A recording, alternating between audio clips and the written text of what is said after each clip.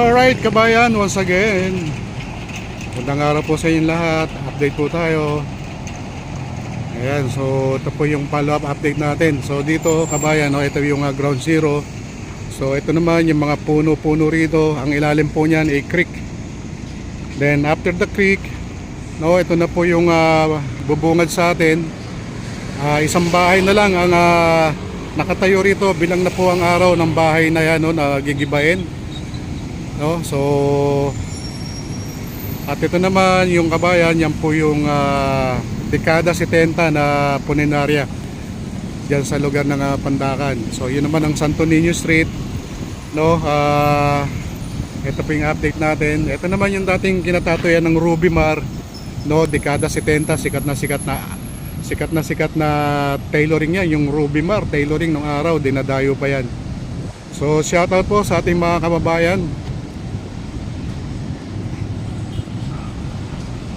Belated happy birthday kay Marian Camirer at advance happy birthday kay Cynthia Gail.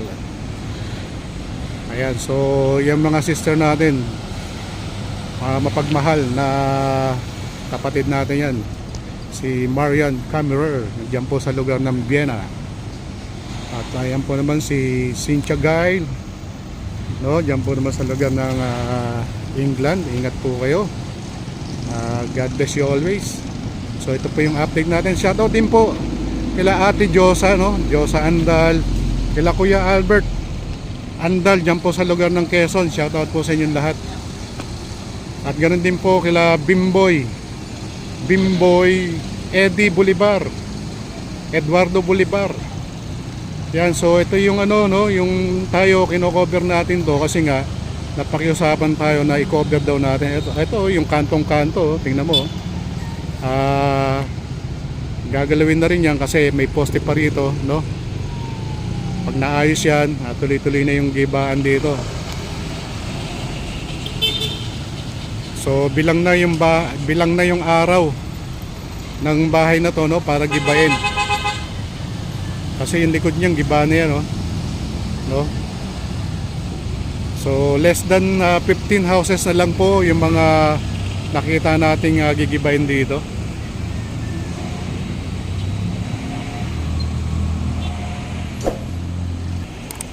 So ilan metro lang po yung layo nitong starting point, dito po sa lugar ng Santo Niño Street.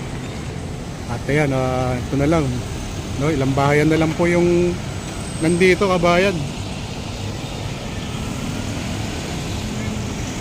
So mapapansin natin dito kabayan, yung bahay dito, mga light materials na lang to. Kaya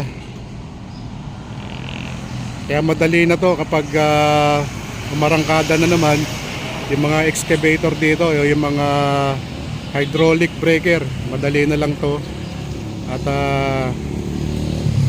palagay ko wala nang January, wala nang palagay ko before January or early month na next year ay malinis na tong clearing operation. So yun nga po kabayan, ito po yung sitwasyon ngayon kabayan. Tuloy-tuloy na po yung ongoing clearing operation.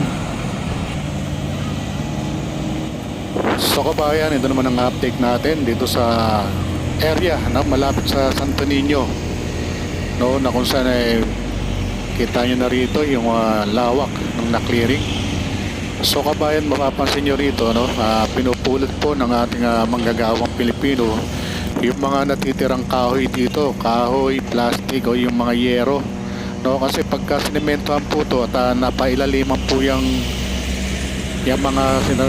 mga kahoy na yan ay magiging ampaw po yung pinakailalim ng simento. Kaya minamabuti nila na nililinis nila ng gusto, bago nila semento nitong pagdadaanan nitong mga heavy equipment ng NLEX SLEX Connector Project.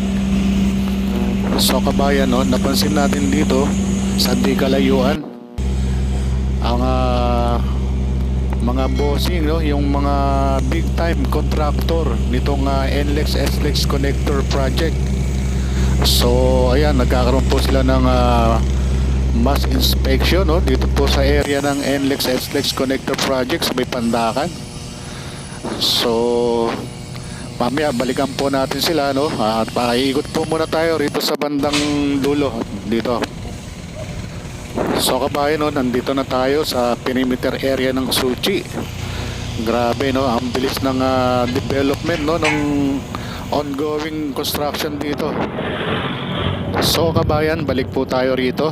Ito na nga ang mga big time contractor, ano, yung mga bossing natin dito sa project ng NLEX SLEX connector.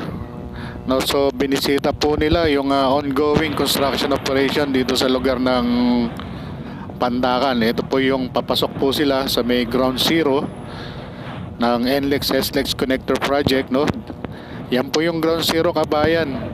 Diyan po magkakaroon ng on-ramp, off-ramp coming from Skyway Stage 3. So yan, nandiyan na po sila sa vicinity ng ground zero ng NLEX SLEX connector project.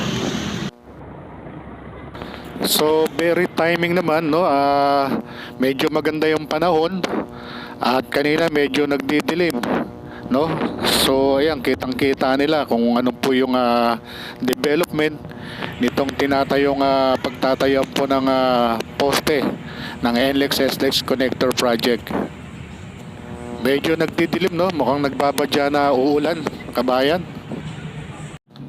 So yun nga, kabayan, no, pinasyalan po, no, inspection ng mga officer, no, ng mga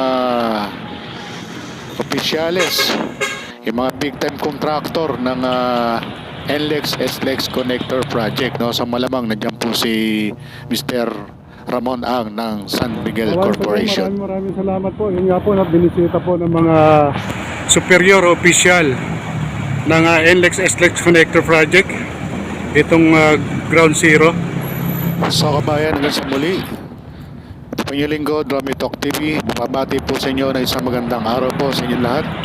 Mabuhay Pilipino, mabuhay Pilipinas. God bless us all. God bless Philippines. To God be the glory. Thank you so much.